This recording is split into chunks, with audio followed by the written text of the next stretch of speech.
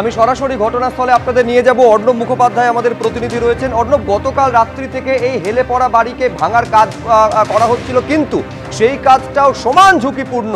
এই ঝুঁকিটাকে এড়িয়ে কাজটা কিভাবে করা হচ্ছে, এক, এবং দ্বিতীয়ত যাদের বাড়িঘর চলে গেল, গৃহহীন যারা হয়ে পড়লেন, তাদের ভবিষ্যতে এবারে কি হবে? দেখো, তোমাকে দেখিয়ে দেবো যে এখানে হাইড্রোলিক যে ল্যাডার রয়েছে, সেই হাইড্রোলিক ল্যাডার ব্যবহার করা হচ্ছে। দুদিকে দেখো হাইড্রোলিক ল্যাডার তোলা হয়েছে এবং সেখানে গিয়ে এখানে পুরসভার যারা কর্মীরা আছেন তারা এই ডিমোলিশনের কাজটা করছেন। কিন্তু ডিমোলিশনের কাজ করার জন্য আশপাশের যে বাড়িগুলো রয়েছে, যেগুলো ক্ষতিগ্রস্ত হতে পারে, সেই জায়গা থেকে বাড়ির লোকেদের কিন্তু সরিয়ে দেওয়া হয়েছে এই মুহূর্তে আমরা দেখতে পাচ্ছি। আর আমরা আরেকটা জিনিস দেখাবো যে ডিজি বিল্ডিং এই মুহূর্তে ঘটনাস্থলে এসে পৌঁছেছেন। তাছাড়াও রয়েছেন এলাকার স্থানীয় বিধায়ক রয়েছেন, স্থানীয় পুরপ্রতিনিধি রয়েছেন, বড় চেয়ারম্যান জুঁই বিশ্বাস তিনি এখানে এসছেন এবং আমরা দেখছি যে এর মাঝখানেই কাজ চলছে। জুঁইদি, আপনার থেকে একটা জিনিস জানতে চাইবো যে যারা এখন মানে আলাদা জায়গায় ছিলেন, প্রমোটার যাদের সরিয়েছিলেন, এখন তো বিল্ডিং ভেঙে গেল, তো তাদের ভবিষ্যৎ কি হবে? আশপাশে যারা বাড়িগুলো রয়েছে কি হবে সেগুলো?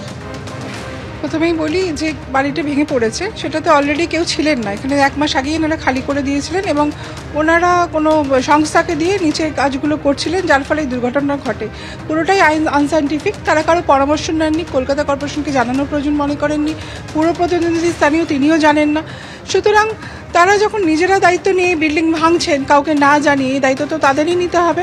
এটা তো আমরা দেখেছি কলোনি ল্যান্ড, এখানে কোনো স্যাংশন প্ল্যান নেই এবং কোনো কলোনিতেই স্যাংশন প্ল্যান থাকে না। কিন্তু সমস্যা হচ্ছে যে এখানে যারা করছিলেন তারা কেন কিছু না জানিয়ে কর্পোরেশনকে এটা করলেন, সেটাই আমাদের কাছে অত্যন্ত আশ্চর্য বিষয়।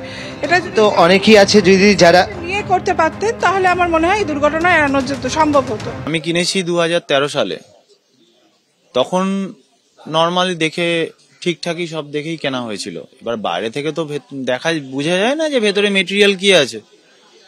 সেই জায়গায় দাঁড়িয়ে কিনি। তারপরে 4-5 বছর পর থেকে ঠিক যেদিকে পড়েছে ঠিক তার অপোজিটে এটা একটু টিল হয়ে গেছিল ন্যাচারালি। এবার ওটা একটু বসছিল।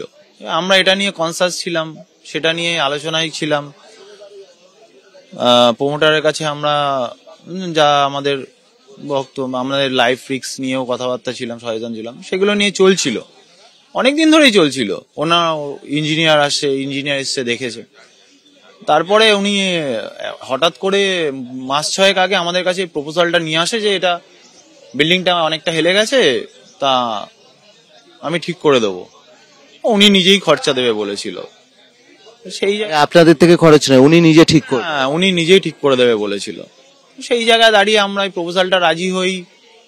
তারপর আমরা নিজেরা ভাড়া চলে যাই। ফ্ল্যাটটি কি বৈধ না অবৈধ কোনো অংশ ছিল? যেখানে আপনি দাঁড়িয়ে কথা বলছেন, এখানে কোনো ফ্ল্যাটেরই প্ল্যান বা কিছু হয় না। এটা কলোনি ল্যান্ড। কলোনি ল্যান্ডে দাঁড়িয়ে মোটামুটি আমি যতদূর জানি, পুরো সঠিক কিনা জানি না, বাট সবই মানে এরম ভাবেই তৈরি হয়েছে।